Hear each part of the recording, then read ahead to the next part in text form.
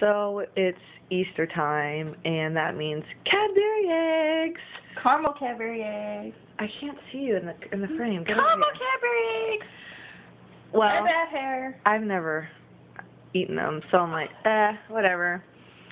And she loves them. There's a bomb. There's a bomb. Caramel rock. So My hair. You look like you just got electrocuted. Wow.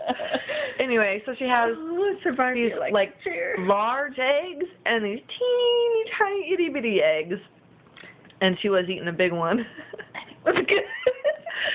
And I said, "Oh, but don't you have the little ones?" And she said, "Well, I felt like a big one today." And I said, "Oh, that's what she said. I'm sorry, honey. I felt like a big one today.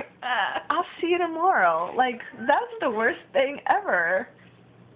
But it was good. But it was hilarious. It was pretty funny. God damn.